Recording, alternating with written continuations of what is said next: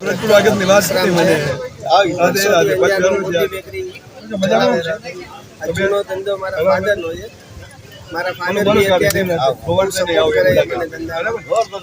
મારા ફાધર 50 વર્ષ પહેલા શરૂઆત કરી હતી ખાલી પાઉં બનાવવાની. પછી ધીમે ધીમે એક એક આઈટમ વધારતા ગયા અને છેલ્લા 10 વર્ષથી લગભગ બધી વસ્તુ બેકરીની અમે બનાવી.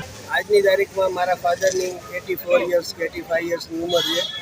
હજી બી એ ધંધામાં એક્ટિવ છે ને માલ ખરાબ બને કે સલાહ લેવી હોય તો મારા ફાધર આજની તારીખમાં હું ન હોઉં તો બી ફોનથી બી મારો બેકરી પોતાની બેકરી હેન્ડલ કરી લે આ ઉંમરે બી. મારું એવું માનવું છે કે કાં ખાવા પીવાની લાઈનમાં આવું નહીં તો ઈમાનદારી ન કરવી હોય તો ઘણી બધી લાઈનો એમાં જવું પડે. આ લાઈનમાં ના આવે જો ઈમાનદારી ન કરવી. જી આજે ભુજમાં આપનો અહીંયા આઉટલેટનું ઓપનિંગ થઈ રહ્યું છે, શું કહેશો જનતાને પાસે? બસ એ જ વિશ્વાસથી માલ દેશું સારામાં સારો. રાધે રાધે. ખૂબ આનંદની વાત છે.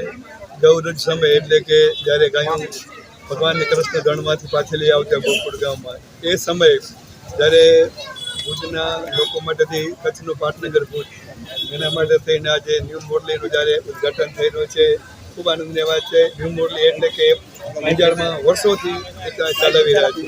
ગાંધીધામ હોય, અંજાર હોય અને હવે ભુજ કચ્છનું પાટનગર ભુજ મધ્યે આજે મુરલીનું ઉદ્ઘાટન થયું છે. એ પ્રસંગે ભગવાનદાસજી મહારાજને સમાજના, કુટુંબના, પરિવારના સર્વ રાજકીય આગેવાનો, ધાર્મિકો, કુટુંબ પરિવાર હાજર રહ્યા હતા. અને આના ઓનર તરીકે જે અમારા રસિક કહી શકે, ભક્ત કહી શકાય એવા અલ્પેશભાઈ વિશ્રામભાઈ ઠક્કર જે છે ભગવાન પાસે પ્રાર્થના કરી કે સારામાં સારી ક્વોલિટી બધાને મળી શકે, સારામાં સારો વિશ્વાસ સાથેનો વેપાર ધંધો થાય.